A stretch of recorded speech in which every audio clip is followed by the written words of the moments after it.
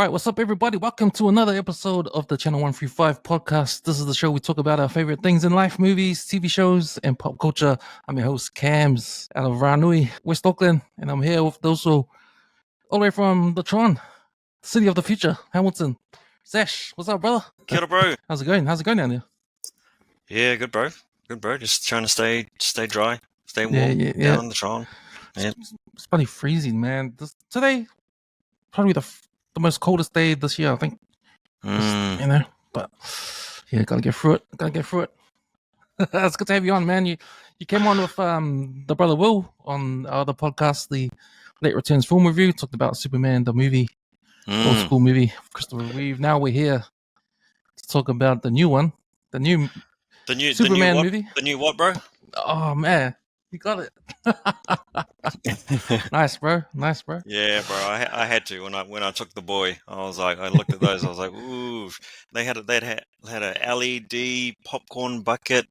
I was like, oh, how much is that? Oh, how much is that? Oh, nah. How much is that? Oh, yeah, nah. We'll just grab a couple of cups. We'll be good. Oh, nice. Yeah, because I saw the Fantastic Four ones. Have you seen those ones? No. So they previewed them like big box of popcorn with their hand. Mr. Fantastic's hands in it. That's how they get you. That's how they get you, man. Yeah. But yeah, man, we're here to talk about the new movie Superman, directed by James Gunn. I always get them confused with our man in New Zealand, Jason Gunn, similar names. Oh yeah, and Thingy. Yeah, Thingy in there. Nah, man, it's not the same guy. Talking about James Gunn, his movie. He is now the head of DC Studios, and they sort of grabbed him from Marvel to come head DC Studios. DC Studios doing a bit of a rebranding from DC Films and to kickstart their new universe. So I believe we're not supposed to remember what happened previous. Like we're not supposed to count Aquaman and Batman versus Superman, Wonder Woman. Those are not part of this universe. We're starting again from scratch. Yeah, it's a fresh start, reboot the whole universe. Yes. So, which meant that they were going to do it with the Superman film, which meant that they better do it right, because what more can you reboot a whole comic universe, but with their number one superhero, Superman? Oh, there was a lot riding on this, brother. There was a lot. And to be honest, I was like, "Oh, does James Gunn is he taking on too much?" Because he's the head of the studio. He wrote Superman, and then and then he directed it. And it's it's the first one out of the gate, so it has to be good, and it has to make a certain amount of bank, right? For DC to keep going, keep the new universe going. So no pressure. Yeah, exactly. Yeah. I know, right? Like $220 million film. I believe it was a similar budget to Man of Steel. So, oof. Yeah, better him than me. Yeah, that's right. But he's a great storyteller, and he's a lover of comic books. And you saw it with his experience writing and directing Guardians of the Galaxy. And look how that turned out to be great. He's come and done previous stuff for DC. He's done Suicide Squad, the second movie, which I thought the first one didn't do so great, but he took over the second one and that did well. He's also doing the TV show Peacemaker with John Cena, and that's pretty good too. It's all of his style, his comedic comic book style of very much so. He seems to latch on to the more closer to anti-heroes, the sort of rough around the edges kind of characters, but with kind of they still have a heart in there. They often have a character arc, a journey that they have to go on. But Guardians were ragtag bunch of rough, characters, kind of hearts of gold, really. But just really quite rough heroes that with dark pasts and rough backgrounds. If you just look at Rocket's arc through the Guardians trilogy and what what he went through, particularly in the third film when he really explored his whole backstory. I mean, that was pretty emotional, harrowing kind of journey for that character, and you can see why Rocket is kind of, in a way, one of the hearts of that series, and I think probably James Gunn's favorite character. You can kind of tell. But yeah, with Superman, like, again, I James Gunn, yeah, he can do an ensemble, film about characters kind of on the edge, that are not exactly heroes, but maybe they become heroes. But can he handle the biggest, Boy Scout of all time? That was always the question, right? That's a key word you just spoke of, Boy Scout. And that is sort of like the essence of who Clark Kent is, and then brings on to be Superman, right? And we had the podcast before about talking about Superman, the movie, comparing to Zack Snyder's Superman. Yes. And Boy Scout doesn't really come to mind when you look at the Man of Steel. There's Zack Snyder. Oh, not at all. Version. And I think what's happened now is that it's timing. So between Superman 4, The Quest for Peace, and Man of Steel, I'm not including Returns, but in between there's sort of like a big gap, right? And we sort of lose or forget the Boy Scoutness of Superman, right? Because there's a big gap. But then Man of Steel comes, and we're bombarded with this. When you talked about it last time, the aggressiveness of the Superman character, the darkness of him. We don't really see a human side of him. And when I say that, we don't see more of the Clark Kent side of that stuff. Right? We're straight into Superman. We're straight into him saving the world. He has to be nasty on the bad guys. General Zod and that, they come down. So we don't get the Boy Scoutness of it, and it's more the coolness of him, the powerfulness of him, right? So so what I'm saying is, like, we kind of lose the essence, some of the essence of what Superman was to us growing up, because we grew up with the Richard Donner Superman. Yes. And that's more towards what he really is, and the Boy Scoutness of it. So it's good. So what I'm saying is, it's good that James Gunn has brought back that Boy Scout of Superman and this character in this one, and you pointed that out correctly. Like, yeah, it's reminded me of who Superman's supposed to be. Yes, oh, very much so. Like, I mean,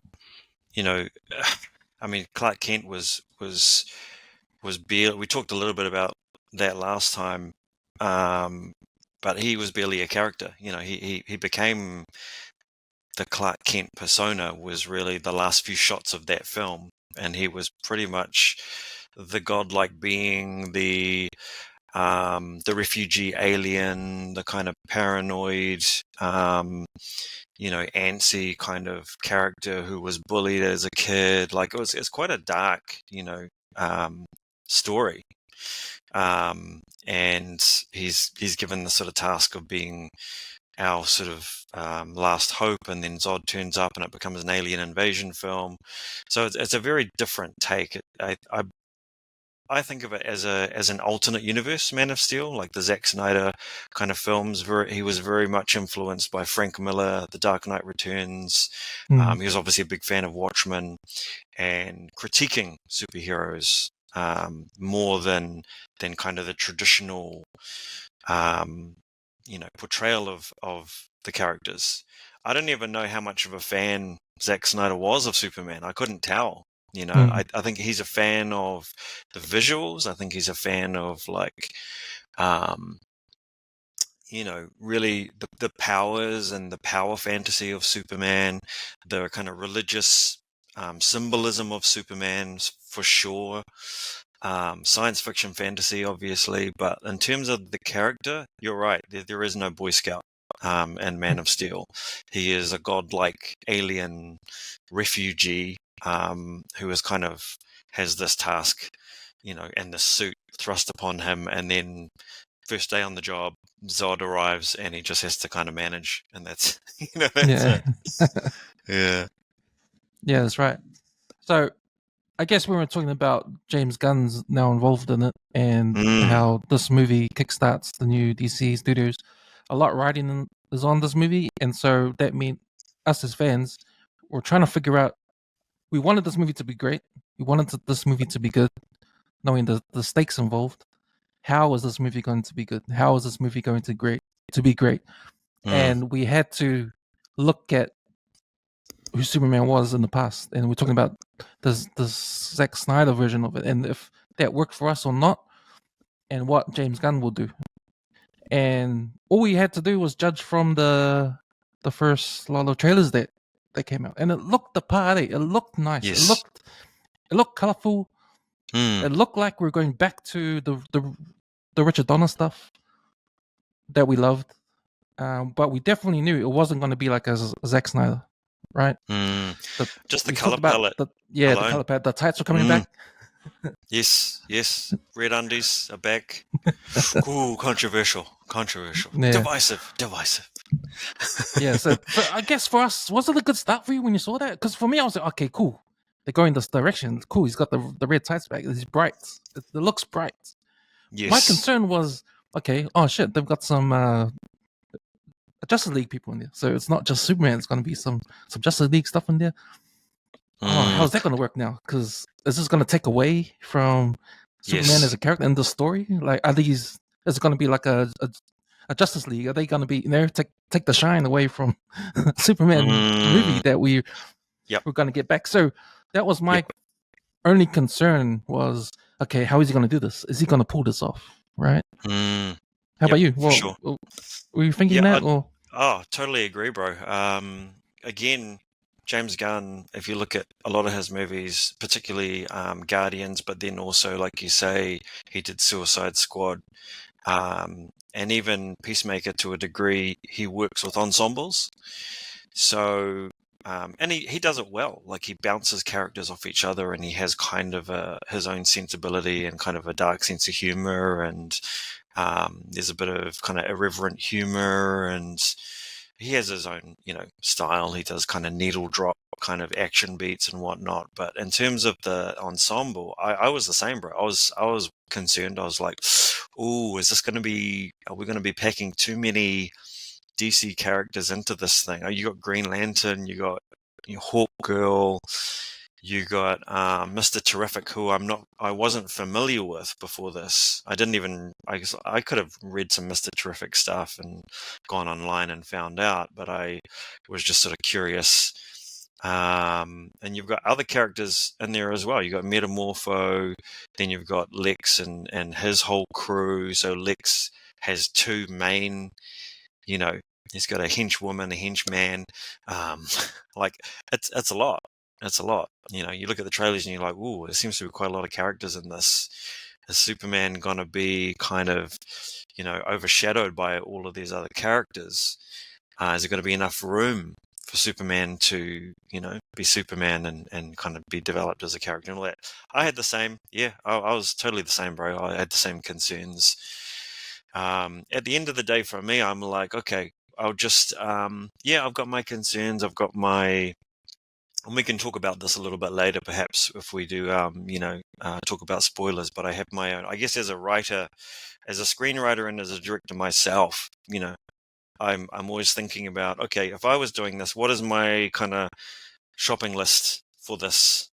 What would I want to see? There are certain things that I would want to see from kind of my perfect vision of a Superman film, whatever that is. I have my own baggage. I grew up with the Christopher Reeve movies. I've seen almost every iteration of Superman, whether it's on TV or the films. So you sort of carry all of that with you. So yeah, it's a lot. And so the unfortunate thing in a way about the internet and social media these days is you can't escape it. You just can't escape it. The trailers, the TV spots, it's everywhere. It's everywhere. And you can go dark, and I've done that before when I'm really looking forward to something. I was like, nah, I'm just gonna switch off and just kind of go cold turkey. And I recommend it, but it's very difficult to do that. Especially when you're a big fan and you're like, I just kind of, It's tricky.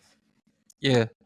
So yeah, we care. We care a lot about Superman, where it's going. So yeah, those are some things that we thought about before the movie came out.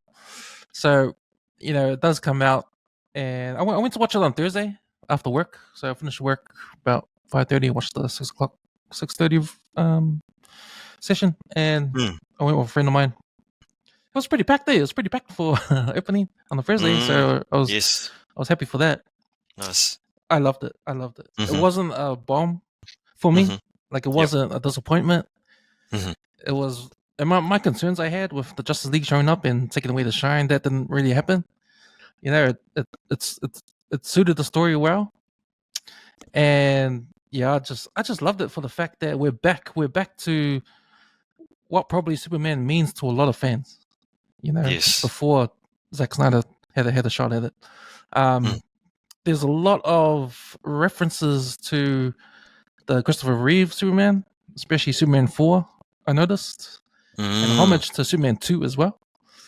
I'll probably explain when we do the spoilers. Yep. But, man, and, we had a chat before. I mean, we emailed each other before we had our first viewing, and you spoke of, like, how you had to get used to the first half an hour. Like, it was action-packed, it was fast-paced, Yes. And I felt the same way, man. I felt the same way. And I was reading online, and other people said the same thing too. And someone compared that to the start of Star Wars: A New Hope. How that starts, because it starts in the middle of action. Like, it practically starts at the end of Rogue One, right?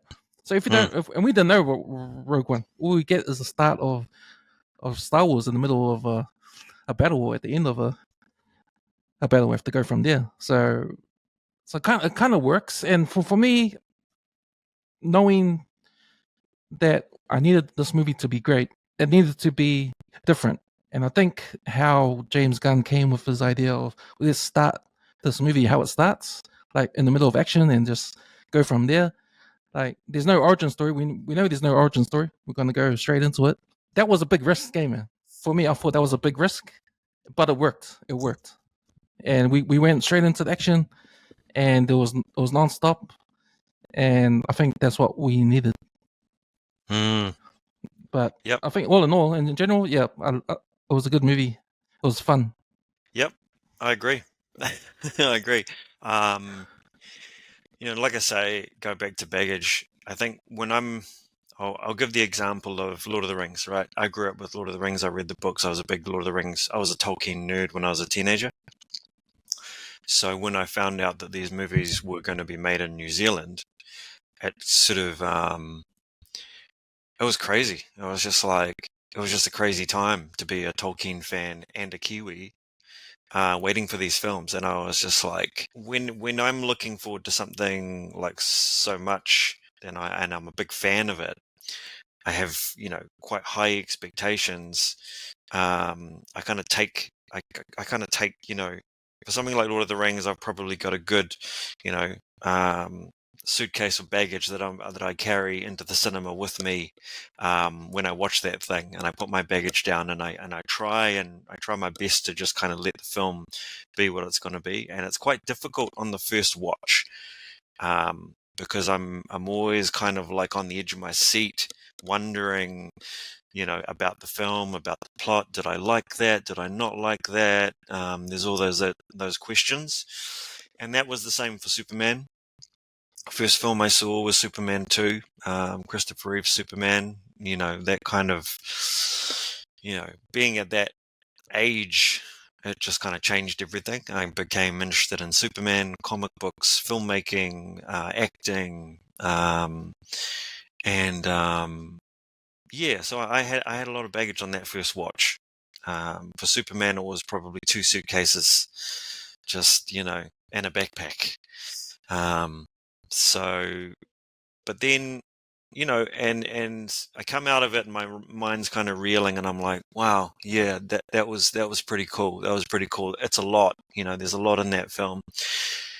And then I went to see it again on Saturday with my 7-year-old boy, and I was able to leave all my baggage at the door and just walk into the cinema and sit down with my son and kind of, feed off his energy a little bit. And we had our 2 Superman cups there in our recliners and could just sort of chill. And at that point, I know the story. I've seen the film. There's some parts that I want to see again, but I can relax. I don't have my baggage anymore. I can just kind of relax and try and enjoy the film. And I actually enjoyed it more the second time, I think, because of that. But yeah, that's just me. I'm a big, Superman fan, have been since I was a kid. Like you, I wanted it to be great. And I came away even the first time thinking, yeah, that was worth seeing, and I'm glad, it's here because it's probably going to do well, and it's a good, fun film. It's kind of a big adventure, and it will probably do well enough that we'll get to see, hopefully, a lot more in this universe. But yeah, James Gunn, man, he's got his own interpretation of this DC universe. He's a big comic book nerd, you can tell. All the things that are in there, he's drawn from different references and comic books and different takes, and even the suit is kind of a nod to different eras of Superman. There's so much you can analyze with something like that. There's all these Easter eggs. There's it's just a big kind of nerd fest in a way. But yeah, the other thing was about the opening, bro. Like I realized later on that a lot of the opening, probably the first half an hour, it felt very familiar because I'd seen the trailers, and a lot of that was included in the trailers. Like, we get to meet Crypto. The opening moments, they released like, what was it, like 8 minutes of footage that was sort of cut down, but the Daily Planet, and there was a whole bunch of scenes that we're kind of already familiar with. So I think part of me was like, oh wow, okay, we're just dropped into it.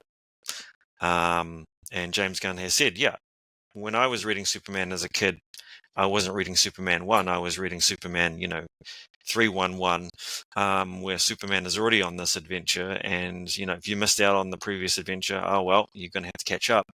And that's what it felt like. We were literally dropped into a comic book.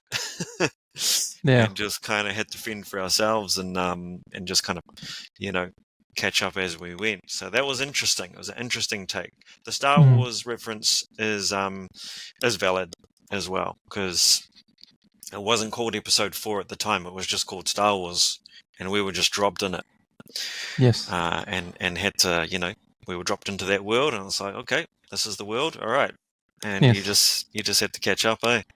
Yeah, that's right. Although I will say Star Wars 77 was more of a slow burn, and like as we would think about today, whereas I think Superman is very fast paced, beat for beat, scene to scene. There's not a lot of fat, I would say, that you would be able to trim out of that movie. It just goes from scene to scene to scene to scene to scene. Yeah, very fast paced, but yeah, very fun. I enjoyed it. So I too watched it a second time, and when I watched it the second time, I watched it in 3D. And I gotta say, I had the same sort of feeling too. Like no baggage the second time around. No, just knowing what happens, just to catch up on things that I sort of missed or thought I missed, and wanted to see things again. So, but I saw it in 3D. So I gotta say, like I preferred coming out of it. I preferred the first session, the 2D. I think, and I watched it in 3D. It was just on a normal screen. So I think it works better if you're in IMAX to watch 3D. But that was just my thoughts on it. But with when you watch movies in 3D, the novelty goes away after half an hour. Yes, and you forget you're you're watching it pretty in 3D. Quickly, Yeah. It's almost brain as get if used they to it, have and to. then Yeah, oh, totally. You just adjust after a little while. After the novelty wears off, you adjust, and it's almost like the filmmaker has to remind you again that you're in 3D and throw something at the screen again to be like, oh yeah, okay, now we're still in 3D.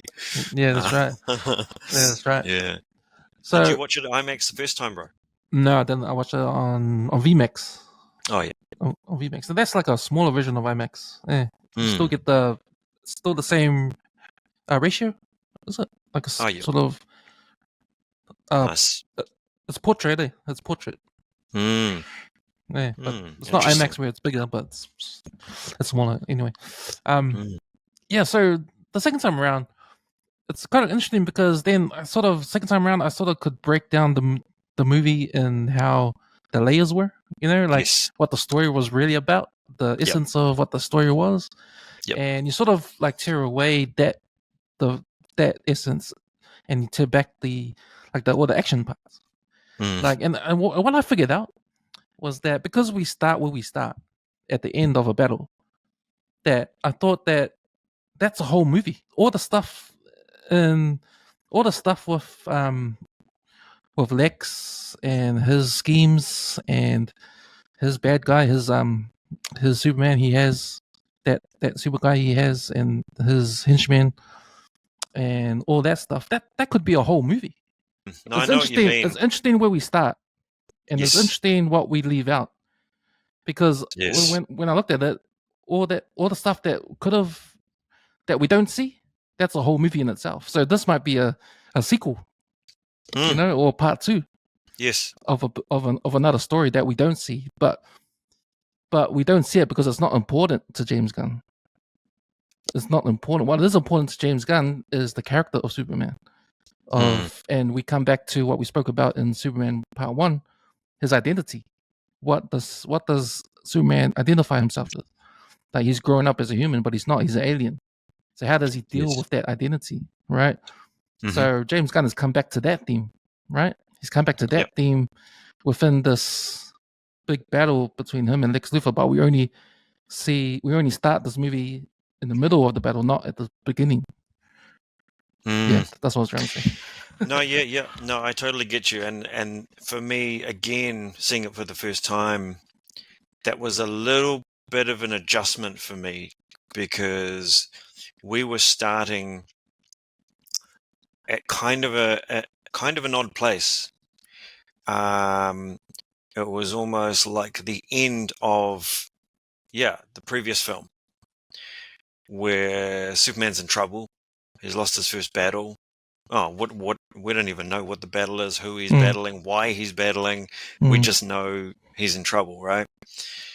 So the introduction is different to what we're used to. This is not the origin story. We don't begin the way Man of Steel begins, which is with the literal birth of Kal-El in Krypton. None of that. This is actually, it could be the third movie of James Gunn's Superman. Could be issue number 3 that we are just being dropped into and jumping into the end. And now we're going to go back into, but like you say, James Gunn is more interested in Superman's identity, who he is, who he thinks he is, how other people perceive him, what people want him to be, what people kind of hate him. He's focused on that kind of one core theme and Superman's journey, and we'll get into this with spoilers of his actual journey and the interesting challenge that Superman has in this particular story. That that's what we're kind of focusing on, and it's a really interesting way to do it, and quite risky. You have to say, you have to give it to James Gunn to be like, dude, be careful. You're starting, like, you might lose some people, because I was kind of a little bit lost in the first 15. I was like, wow, this is moving fast. Oh, are we going to see are we going to see all this other stuff that people are talking about and in the background, or are we just going to, gloss past all of that? So it took an adjustment. But I think once I locked in, and it probably took me a good half an hour, maybe even 40 minutes to lock in, I was like, okay, here we are. This is the story that he's telling. Cool. All right, I'm on board now. But it does take an adjustment, and I think some critics and some people are getting a little bit lost in the shuffle and calling it messy. They're calling it a mess, and I'm like, well, it's not messy. He's fast forwarded to issue number 3. Issue number 1 was the origin story. Issue number 2 was the setup. And then issue number 3, this is kind of where it all happens. Yes, because it comes back down to Superman's character arc. Yes. So if there was a issue 1 and 2 that we never saw, that's part of this story, then as far as the character arc of Superman goes, that's got nothing to do with it. That's right. Superman's character arc actually starts with this movie at the point where he loses his first battle. Yes. So yeah. So and that's what James Gunn is interested in, and I think that's what Superman fans are interested in, and that's what Superman fans miss about Superman. And it's a great way to tell the story again. This identity. Just to remind everyone, remember what Superman was? Remember, he's not. Yes. He's not Superman previous. He's not the Zack Snyder Superman. So we'll do it again. We'll focus on the identity again because as fans we need it, and for new fans, they need to see the essence of what Superman is, the Boy Scoutness of him, so to speak. For sure, yeah. The Boy Scout. I mean, is a big part of it. You know, he's this kind of lovable farm boy who's a bit naive, who's very passionate. You know, who has emotions but has a little bit of there's a little bit of cockiness to him as well, which is kind of interesting. I think that speaks to his youthfulness and probably lack of experience, and I think that's why James Gunn humbled him in his first battle, and why it's good to start there with him being humbled and kind of, you know, kind of coming back in a way. But it really is like a character analysis of, you know, of this guy, this orphan alien, who was raised by these good people, and who he thinks he is.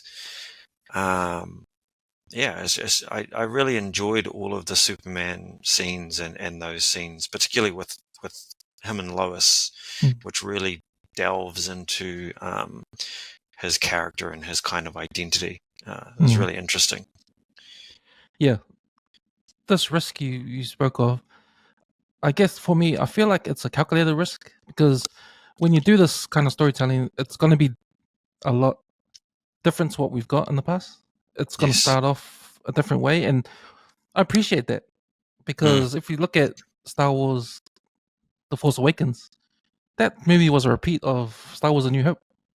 It had the same sort of beats all through the movie. It's the same thing. So it was just a modern version of A New Hope, which you don't really realize when you first watch it. You think it's real cool, but you know, down the line when you think about it more, you're like, oh man, that's just a copy of Star Wars. So James Gunn avoids all that, the sameness with how he starts this movie and the direction he takes Superman. So I appreciate that him for doing that. Yes. Yeah.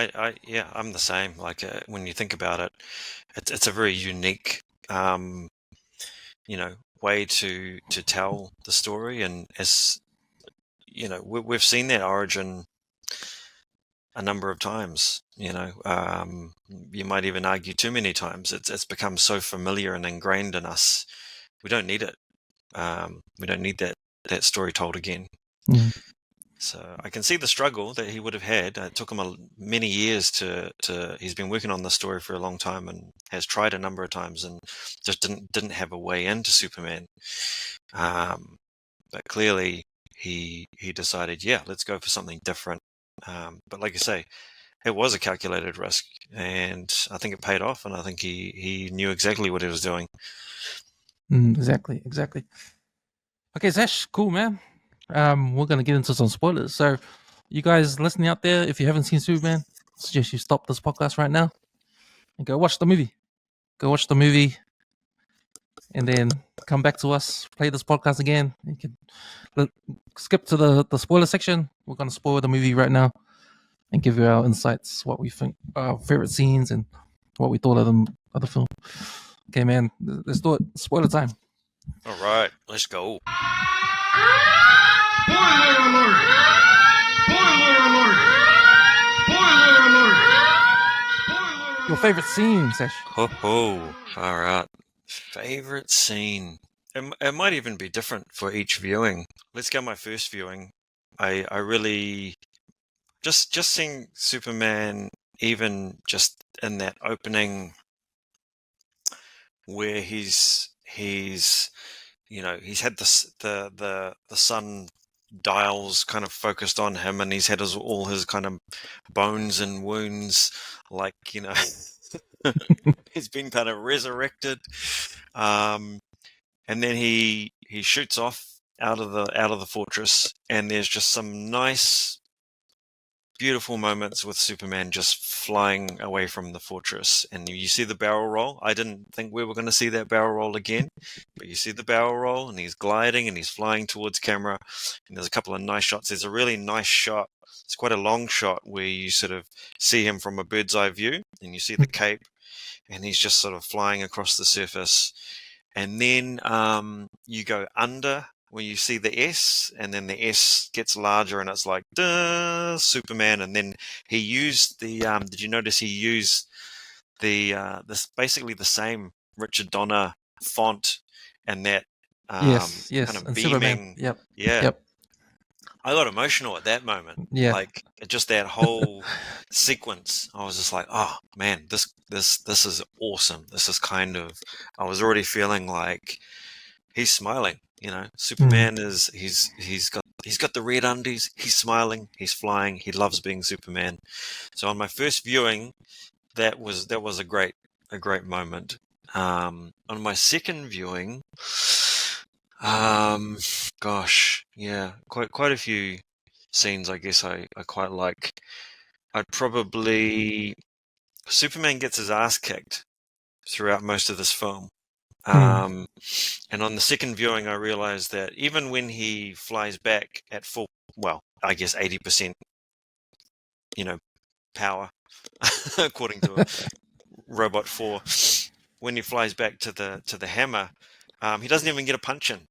You know, Lex has got his number the whole time.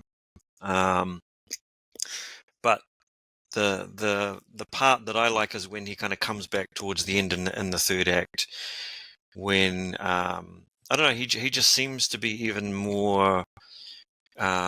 He's smarter, he's faster, he's stronger. He looks and feels more like Superman, I think, than we've ever seen him. Particularly after those battles with Ultraman, with the Engineer. You know, he's kind of come back after he's had the nanites inside him and everything, and he's just sort of come back, you know, and then you get that awesome shot of the heat vision where he's spinning around, the big giant S. There's the kind of haymaker shot. Yeah, that whole sequence, really, when he comes back and he's fought Ultraman and he's just fighting all the guys and he's flying at top speed and he's just, yeah, he's just Superman. That was it was good to see him sort of come back and kick some ass. Yeah, but my favorite scenes involve Superman and when he's at home at the Fortress of Solitude, and especially his interaction with Crypto. Like, you know, when I knew Crypto was gonna be in the movie because of the trailers, and I thought, okay, how he's gonna do this? I hope it's not too corny or like that. Yep. But no, it wasn't that. It was pretty cool. It was pretty cool to see Crypto there, and Crypto is like a normal dog, like mischievous and that. Yeah, I like those scenes with Crypto and Superman. I didn't think I would, but I did. I like those scenes. What about that payoff though at the end with Lex and Crypto? That was the big one for me. Yeah, I like that more than I liked Superman calling for help when he was getting beaten by Ultraman. Yes. When he was doing his eyelids on him. And I thought that was like, oh, that's a bit too easy. Just call Crypto and he comes save the day. You know, like that's what I thought. I think Soup probably got bailed out maybe one too many times in the movie. You know, Crypto can probably bail him out once, but he can't call on Crypto every time. Yeah. You know. So, but man, one of the scenes I loved, and it wasn't even the action scene. It was the conversation between Clark Kent and Lois Lane when they did the interview. Yep. Because that took Superman's story to nowadays, to the modern day. Because they talked about, because this war they're talking about, like, man, I was looking at this war that's going on. This made up country invading this other made up country. I was looking, man, that's too close to Israel and the Palestinians. But I can get the whole political thing around that because the country that invaded, they were backed by the United States. It was part of the story there. But the whole conversation between Lois Lane and Superman, like I remember the conversation, the interview on Superman the movie, and that's probably a homage to that scene, Superman the movie, where Lois Lane is asking stuff, but she's getting dominated by Christopher Reeve because she's like smitten of him, and she can't control her like interview, and Christopher Reeve sort of takes over. This is the opposite. Hey, what happens in this interview is the opposite. Yes. So Lois Lane, and I might add, Lois Lane, she's awesome in this. The actress that plays Lois Lane. Yep. She did a good job, man. I like this Lois Lane. This Lois Lane is really good. Anyway, that conversation they have, and Lois Lane does a Lois Lane on Clark Kent. Clark Kent sort of can't handle the conversation, and he gets mad. Yep. So, but that was an interesting dynamic between the two. And it was opposite to what happened in Superman the movie. But I thought just the conversation they're having around the political stuff, and that tied into nowadays with maybe Palestine and Israel, and then also social media. She brings up social media and how the social media perceives Superman to be, and he says, "Oh no, I don't look at the social media and all that." That's right. That's right. Superman doesn't take selfies. She's like, third person? What? Yeah. You're talking about yourself in the third person. He's like, don't worry about that. She's like, this is on the record. Like, it was such a great back and forth between them. Like, and the interesting thing that James did is he fast forwarded. So they've been dating for 3 months, right? They had their first date 3 months ago. So, and you can tell when they see each other, they're still in that honeymoon period, right? They're making out in her kitchen. But Lois Lane is going to be Lois Lane. She still wants to be able to interview Superman. And Superman, because he's, I think, young and inexperienced, and he's in love with her. You can tell. And he tells her as much later. But he thinks he's going to be fine. Yeah, I can handle this. I'm Superman. You're my girlfriend. Like, what could possibly go wrong? It all turns to that. She even asked him, do you think this is going well? And he's like, cockily, just like classic guy who's like, well, I think I'm doing well. Like, it's just like, it's almost like he's invulnerable. There's kind of nothing can touch him, but he's also such a positive guy. And that's a real, it's an important thing to have such an optimistic Superman and a guy who's really positive and believes in the good in everyone. And that's the kind of where the naive and part of him, I think, irks her. It's like it bothers her that he's so trusting of people because she knows better, And I think there's so many layers to that. It is a really great scene, and it's a really written and really well performed scene. But there's so many layers to it. You have a couple that are sort of pretending to not be the couple for this, but they kind of can't, and they have to keep switching switching it off to have these kind of private behind the scenes. You can't say that. You can't do that. It's like, it's funny, but it's also getting into Superman's character, and it's also revealing a lot of exposition about the plot. I think, again, it's a little bit of a calculated risk, right? Because what you would normally see is they would talk about the exposition. That, okay, here's the backstory of what happened. You went to a war, and then you would just flash back and show Superman flying in, and you'd just show that stuff. One of the screenwriting no-nos is, you have to show, don't tell. They were telling the whole time. They didn't show us what happened. But it's a credit to the writing that you didn't actually need it. I think on my first watch, I was like, are we ever going to see any of this stuff? Like, I want to see, I want to see the battle. I want to see Superman breaking planes and tanks, but he kind of subverted it, and he didn't show us that stuff because it wasn't important to, like you say, the story. But yeah, great scene. And valid questions too. If we did have a Superman, like she said, did you ask the president that what there's consequences to your actions? You go and save the day, but did they want you to go and save the day? How does that? we got relationship with the USA has a relationship with this country. Now, what does that say to the relationship? So, his morals in that they do have consequences. He's, you do good because he argues today. He says, "I'm doing good. I'm saving people's lives." And she's coming back with some reality shit, like.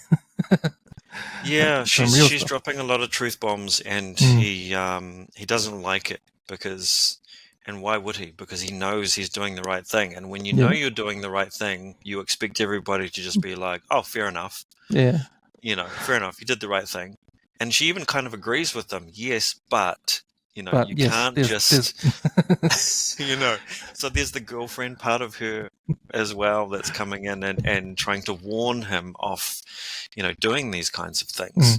So, but he's a little bit kind of oblivious because he's just so trusting and so good. It's like, if you remember Superman the movie, when he saves the cat from the tree. Yes. And the girl gets in trouble from the mom. So that's the good thing he does, saving the cat, give it to the girl. But the consequences of that, the girl gets hiding from the mother. That's right. Yeah, exactly. So it's a different take on the same thing. Yeah. So I found a lot of homage to the Christopher Reeve Superman. So how, and what's cool too, when Lex Luthor comes to the Fortress of Solitude and raises us up. At that point, we're like, how did he do that? Like, we never get told how he does that. The fortress just rises up and he enters it. The door opens for him. He enters it. And the robots go, "Excuse me, there's a restricted area," and then they do their thing and attack it. Right? And you're left to wonder, hey, how does that happen? Like, what is it? It's not revealed to us at the end when Lex reveals to Superman that, I found a hair and I created Ultraman with your hair. And that's how the DNA, that's how it got to open your house, the fortress. Yep. So that harks back to Superman 4, right? How Lex Luthor uses the hair. Remember, there's a hair at the museum, and he cuts holding up the two weights or whatever. The two weights, yeah. A single, and then he can just like the bolt cutter. He use the bolt cutters, of course. Yeah. So, but no, that was cool. That was cool how we left not knowing how he did it. How the Lex enter the fortress. So in other movies, they'll probably tell you, like he'll explain it. Like even his henchmen were confused. How did he do that? And other movies, Lex will go turn and I got this.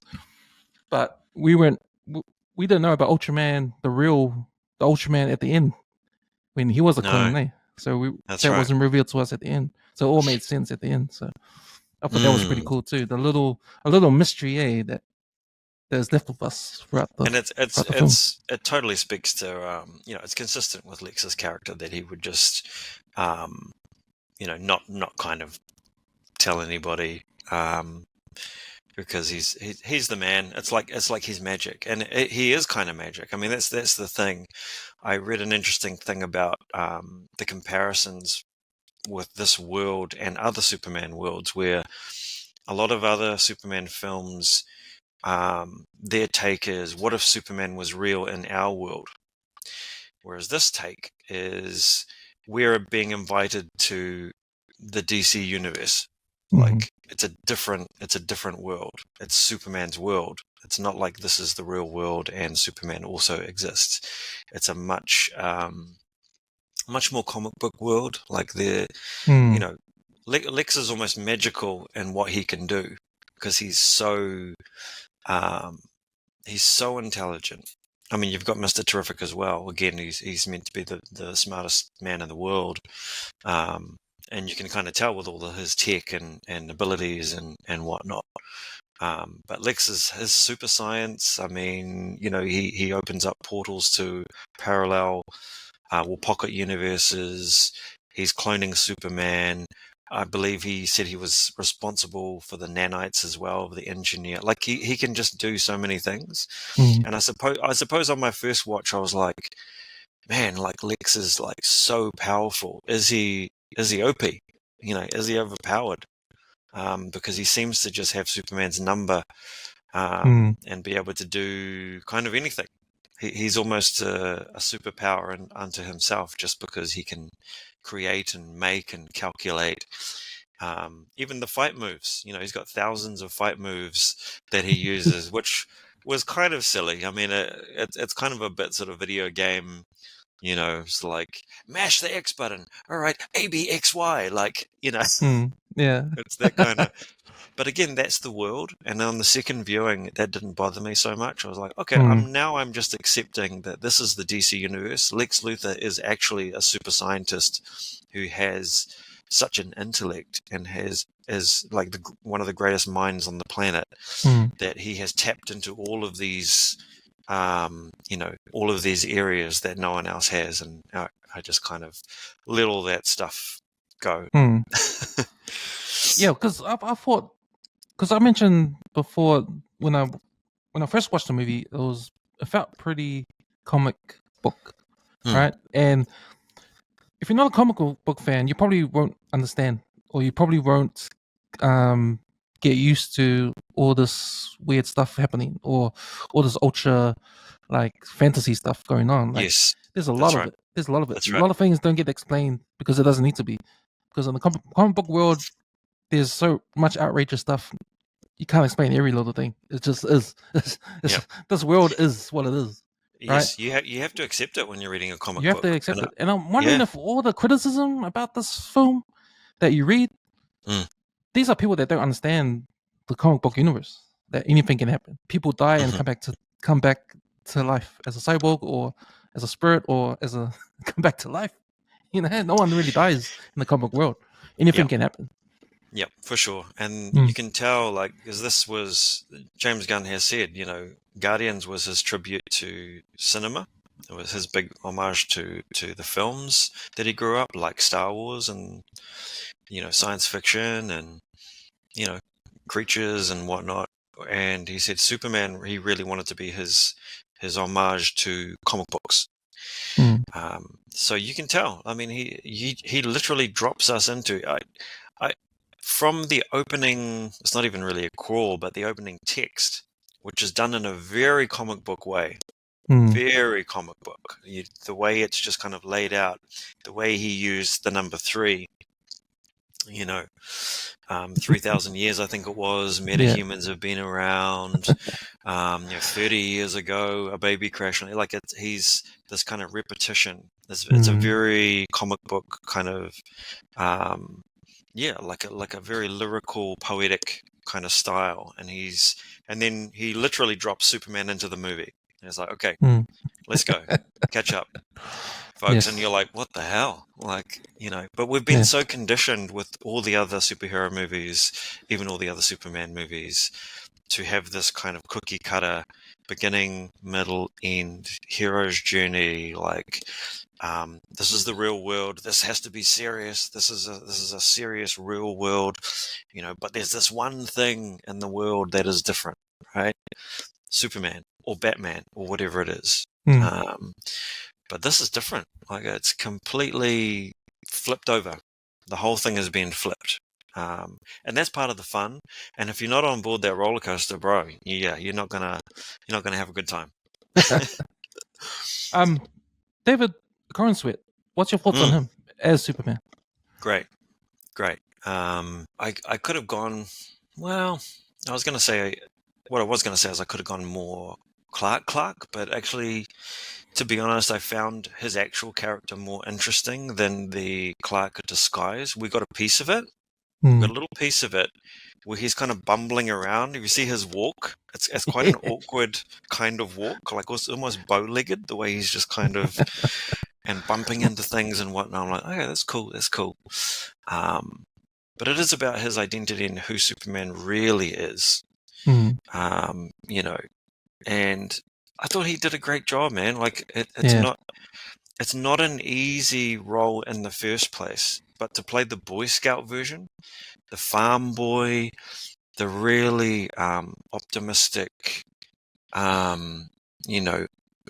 almost naive, slightly kind of cocky young guy who just kind of wants to get along with everybody. He's too trusting.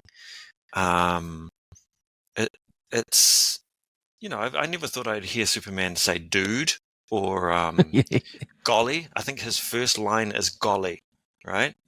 When he falls, when he's like being supercharged and he's like, whoa, and then he just like falls off that, that chair. And he's like, golly. And I'm just like, whoa, okay. All right.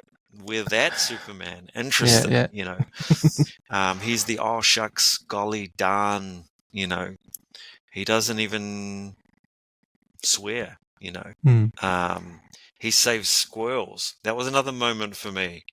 I was just like, I turned to my wife and I was like, dude, did you just save a motherfucking squirrel, dude? Like, that's hilarious, he's that kind. He's that kind. And actually, one of the me and Will had a conversation about this. I will mention this because Will's not here if we don't get to talk.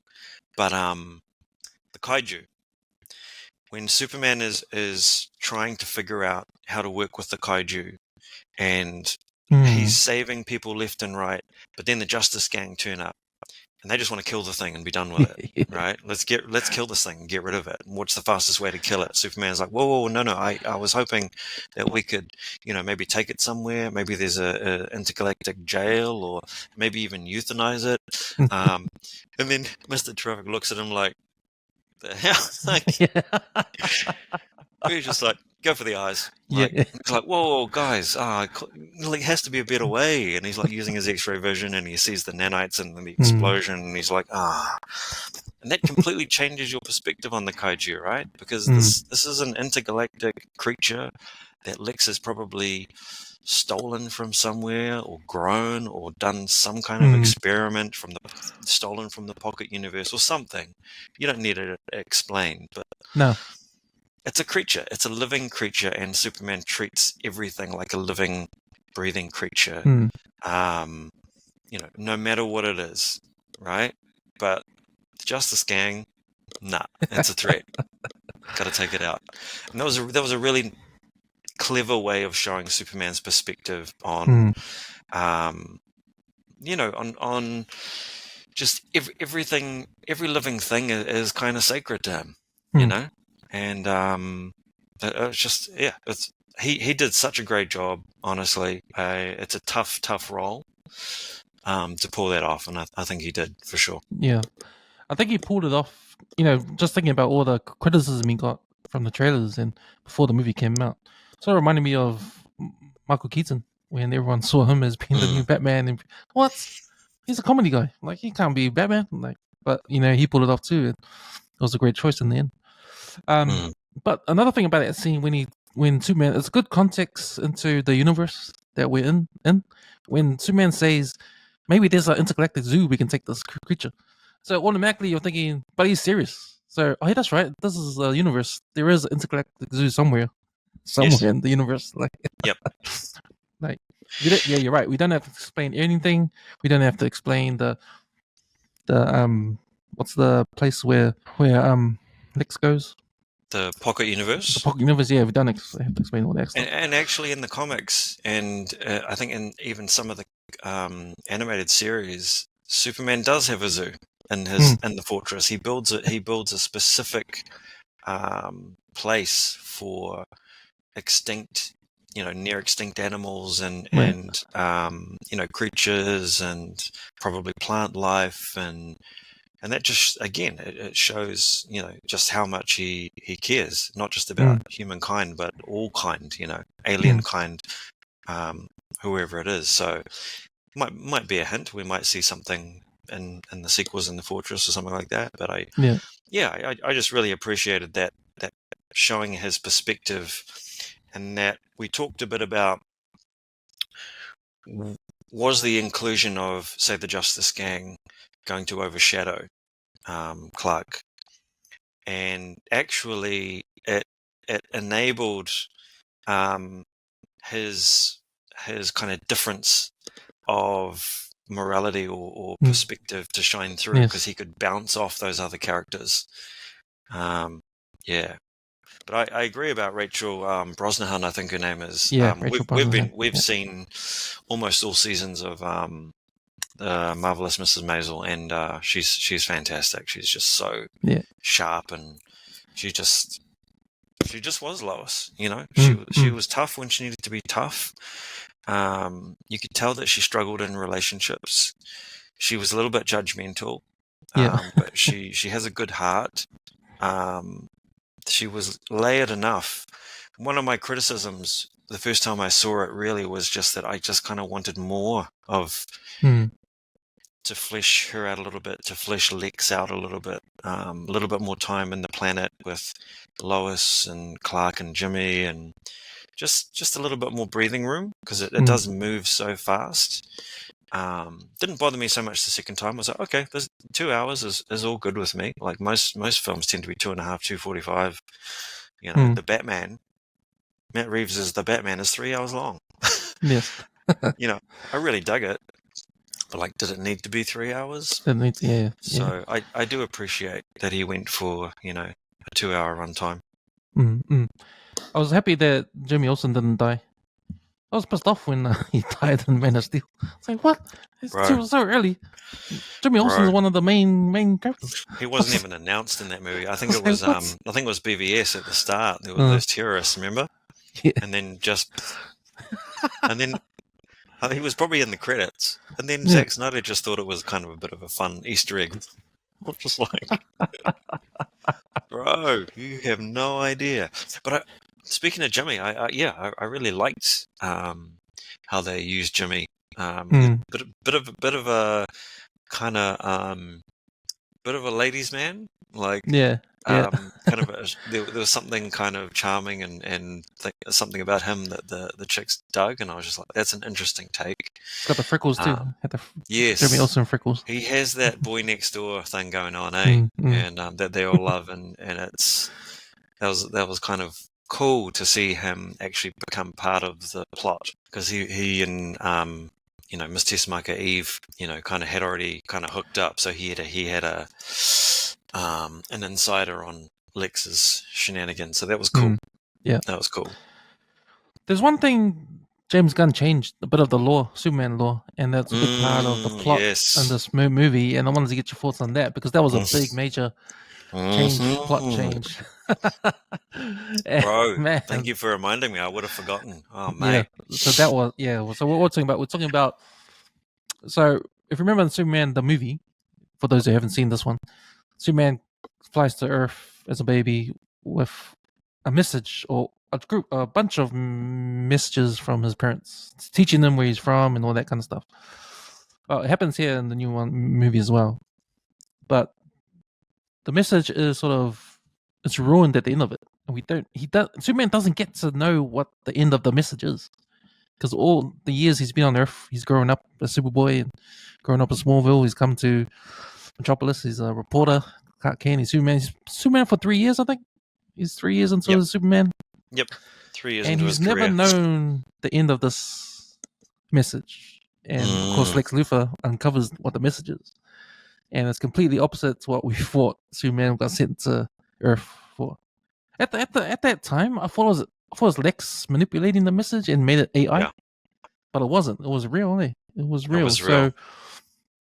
So his parents, Superman's parents actually wanted him to come to Earth, take over, rule Earth, and create a harem and make all these babies and make the new Krypton, or Krypton. Make Earth as a new Krypton. Yep. And I don't know me, Sash, but I was as surprised as Superman was in the movie. Yeah, so was I, and I didn't believe it. I didn't believe it for the longest time, and until Mr. Terrific says, "Well, I know Lex's hackers and I know all of his people, so I'm sorry, Clark, but that's the real deal."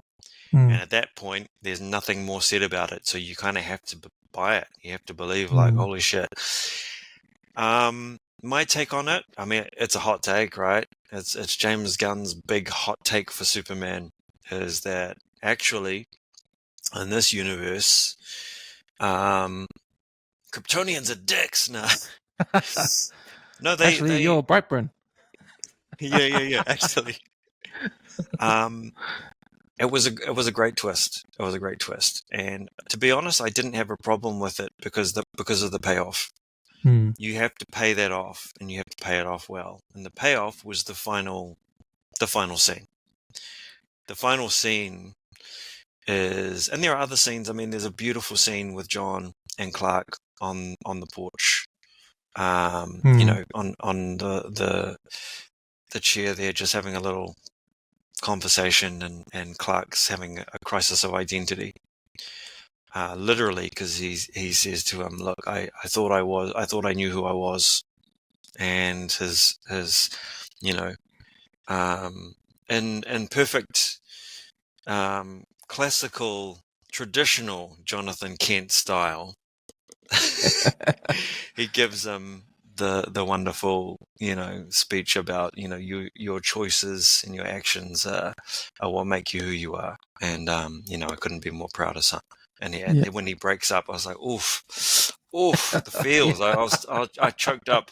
When he choked up, I choked up. I was like, oh, bless you, Jonathan. Oh, thank you, James, for restoring, you know, my faith in the morality of Jonathan Kent. None of this. Yes. No, son, let me die. But the payoff is I thought was totally worth it, because when you think about it, when you think about the traditional origin story, you have this one scientist on Krypton who is the good scientist, right? Who's saying, no, we need to leave Krypton. We need to do something about, you know, our orbit. No, and everyone's against him, right? Zod's against him. Everyone's against him.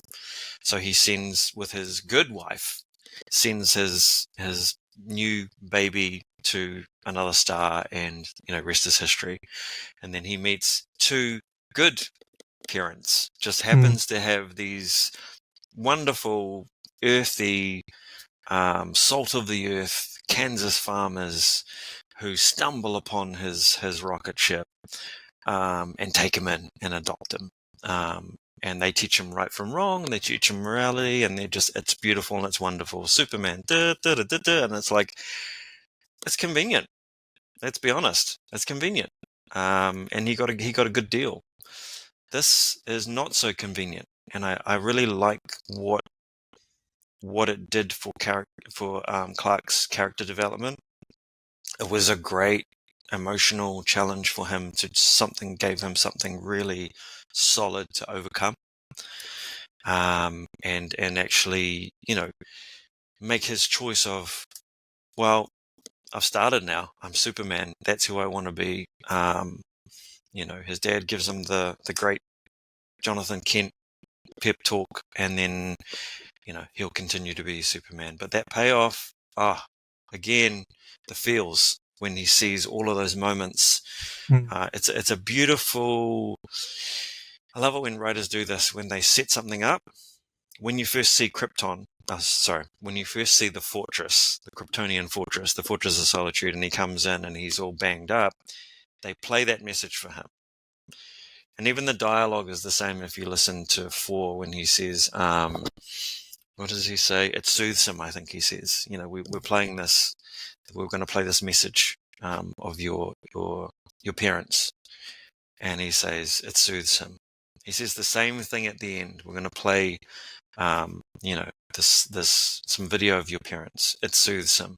And then it's his actual parents, the people that actually raised him, the Kents. All these milestones, birthdays, Christmas, like, you know, beautiful moments that have been captured.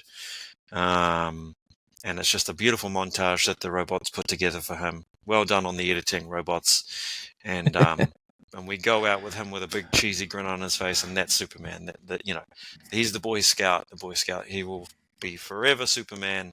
And it's beautiful. It's beautiful.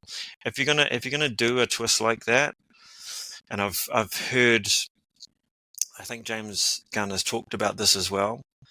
You're going to do something like that, and you're going to put a twist, and you're going to change something of the lore and the mythology. Be careful not to change the actual character of who he is. So I had no problem with it. I was like, "Oh, interesting."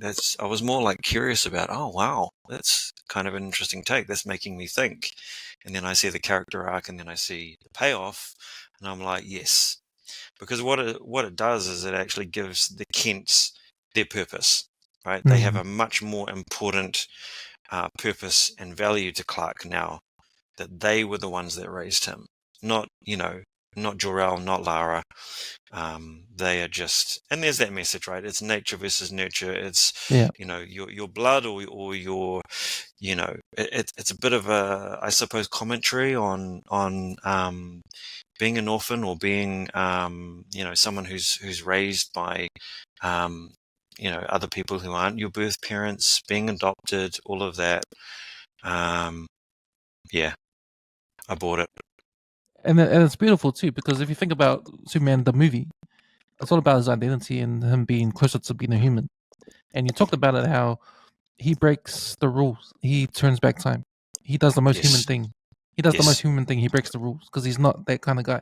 He's a good guy, Boy Scout. He doesn't break any rules. He does, which makes him more human. And he becomes more human than ever before. Just the fact of breaking the rule. He does it again in this one, where it happens again in this one, where now he's, he learns that through what his dad, Jonathan Kent, tells him. He learns that he needs to hear that. Yes. So how you said, because of what happened, his Earth parents are more. He's more connected to his Earth parents now than ever before.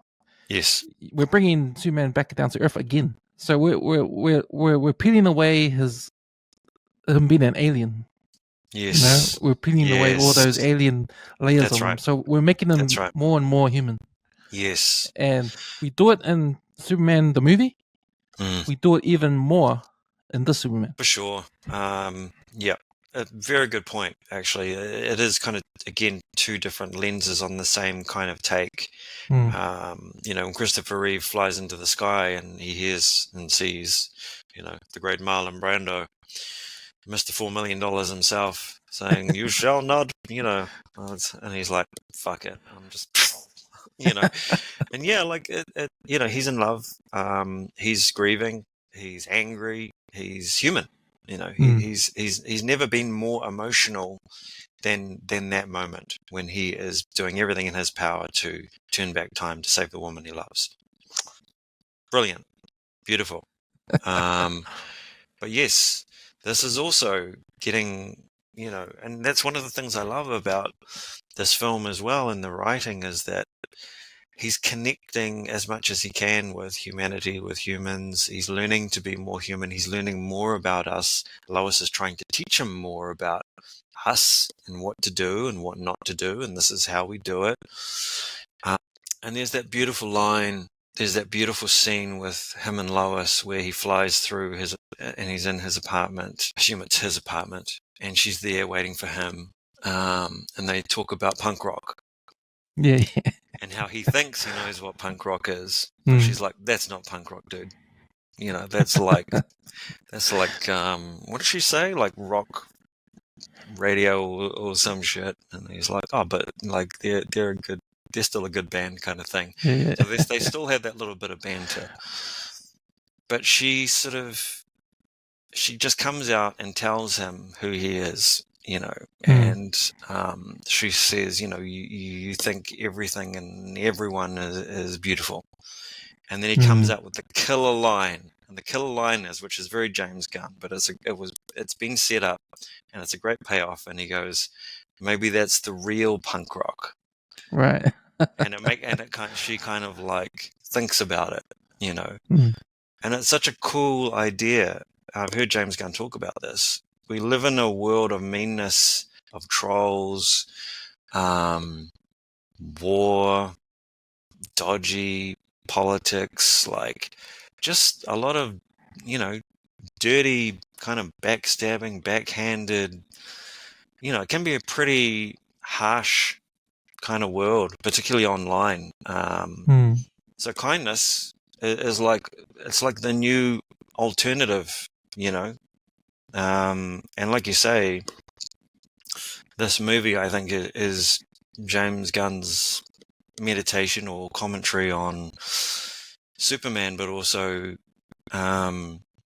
we should be more like Superman. Remember what Superman used to be like. Remember what values we used to have before all of this kind of trolling and meanness. That's kind of, we just happened, because we're all anonymous now and we can say whatever we want and do whatever we want.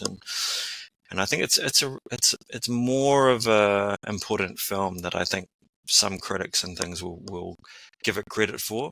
I think they'll get a lot, they'll get kind of bogged down in the silliness and the Silver Age-ness and the pocket universes and the monsters and those are all just like, that's the fun stuff. That's the candy. Those are just, that's the fun of comic books, But the actual message it's a beautiful message. It's a beautiful Superman message of goodness, and we should be more like this guy. As corny and, as as he is, he's just a good man, and he's one of us. Particularly at the end, he's one of us. I did like his arc. Yeah, it's kind of a beautiful arc. He becomes more and more human, I think, as he goes on and all the experiences that he has, for sure. It's called the end song. The end credits is a punk rock song, and I think the lyrics. I heard the lyrics of saying, "I love punk rock. I love punk rock," or something like that. To see what that song's called. Yeah, man. Sash, man. I think that's us. Man. Out of 5. First viewing for me was a 4. A 4. Second viewing with my son. In that bit where Jonathan gives that speech when they're on that porch. It's just a quiet moment between those two actors. My 7-year-old boy, I don't know why he did this. I guess he just sensed something. He just kind of snuggled into me, put his head on my shoulder, and I was just like, oh. I lost it, bro. I was glad we were in the back row and there was low lighting. Nice. I lost it. So second viewing, and I'll stand by this 4.5. For me, it's not. I don't know what a perfect Superman movie is. Maybe Superman the movie isn't even a perfect Superman movie. It's kind of perfect in my nostalgic, nerdy, kid brain. But yeah, 4.5 stars. For me, bro, I really dug it, and it's a film that I could probably watch over and over. And great message, great performances. It kind of just makes me want to see more, and more of that world, more of those characters, and that's all you can really ask for, I think. So yeah. 4.5. Nice. I also give it 4.5. I thought James Gunn did a good job, man. Did a fantastic job for Superman. This Superman that we wanted, and we got it. And at the same time, we got the start of the new DC movie universe. Yes. And looking forward to the rest of the stuff that's going to come out. I think Supergirl's next on the list. The Bold and the Brave, The Brave and the Bold. I think. Yeah, Batman. With everyone else. The Matt Reeves Batman script has been handed in. All James Gunn has said is it's great. I wonder how many more drafts they're going to have to go through, but I'm sure it is great. Matt Reeves is a pretty good writer. He knows his stuff. But that's going to be a different universe, That one. That's not going to. There's going to be another Batman for the DC universe, I believe so. I believe they're going to be. That's going to be their kind of alternate universe. Yeah, man. So man, give it 4 out of 5, and I watched it in 3D. And I thought that wasn't too great, so I'll still give it 4 out of 5. But I was good watching it again to get the stuff I missed and get more involved with the story. Like just think about the story more, which is I think I missed the after credits the first time around because we had to kind of leave. So I caught the shot of Crypto, the mid kind of credits thing, but I missed the second time around. Me and my boys stayed. So that was a nice little moment. It's getting smart to Mr. Terrific. That was cool bringing Mr. Terrific in a lot of scenes. I thought that was a good decision to put him in a lot of scenes because he's a guy that we least know of. So yeah, a new character, like a really really good role. He did have, I think, some of the funniest lines in the film. Just a real staunch character, eh? Just like, there's that one moment that me and my wife both just like cracked up when he's on like, he's on Lex's bridge and one of his nerds kind of comes up to him and he's like, I can help him. He's like, I don't need your help. I'm goddamn Mr. Terrific. I'm just like, epic. He like pushes his face. It's just like, nice. Right, man, that's us. Thanks, Sash, for jumping on the Channel 135 and review of Superman, the new movie that's out now. Everyone go watch it if you haven't seen it. Yeah, it's a good fun time. Boom. That's right. Go and see it, fam. All right, man. Have a good night. Have a good week, bro. We'll You too, brother. catch up soon. All right. Ka kite.